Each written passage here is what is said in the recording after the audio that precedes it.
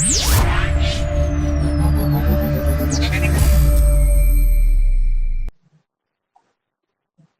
Friends, MN news channel నుంచి నేను మీ మేనద్దీన్.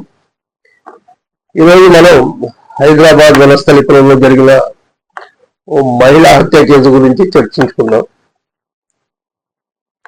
Hyderabad Vanasthalipuram couple చెరువు దగ్గర ఓ మహిళా మృతదేహం పోలీసులకు లభించింది. పోలీసుల దర్యాప్తులో అది మహారాష్ట్ర వాసి అయిన సునీత మృతదేహంగా పోలీసులు గుర్తించారు. దర్యాప్తులో పోలీసులు కనుగొన్న విషయం ఏమిటంటే,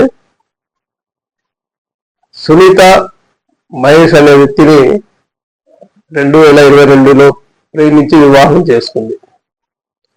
దాని తర్వాత వాళ్ళిద్దరి మధ్య మనస్పర్ధలు రావడం వల్ల వివాదాలు తలెత్తి సునీత మహేష్ మరియు అతని తల్లిదండ్రుల మీద వేధింపుల కేసు పెట్టడం జరిగింది.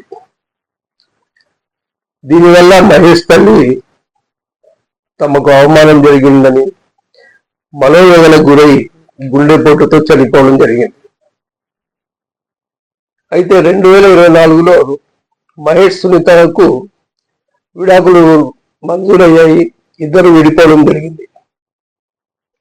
2025లో సునీత మరో వ్యక్తిని వివాహం చేసుకుంది. దాని తర్వాత ఆమె ఇన్స్టాగ్రామ్లో తాను చాలా సంతోషంగా ఉన్నట్టు, సాఫ్ట్వేర్ జాబ్ చేస్తున్నట్టు వీడియోలు చేసి ఇన్స్టాగ్రామ్లో పెట్టడం మొదలుపెట్టింది.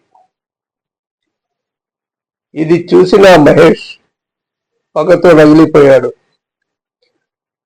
తమ జీవితాలు నాశనం చేసి సునీత ఆనందంగా ఉండడం తట్టుకోలేకపోయాడు.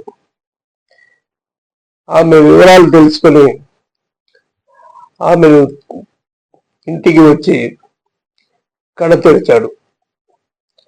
చనిపోయేటప్పుడు సునీత గర్భవతిగా ఉంది. తాను గర్భవతిగా ఉన్నానని తనని చంపొద్దని వేడుకుంది. కానీ నీ వల్ల నా తల్లి చనిపోయింది కాబట్టి నువ్వు బ్రతకడానికి వీలు లేదంటూ అతి కిరాతకంగా ఆమెను హతమార్చాడు. ఈ విషయాలు అతను స్వయంగా పోలీసుల ముందు ఒప్పుకున్నాడు. అయితే సునీత రెండో భర్త కూడా సునీత తనను మోసం చేసిందని, ఇంతకుముందు తనకు వివాహం అయిన విషయం తన దగ్గర దాచిపెట్టిందని అతను చెప్పడం జరిగింది.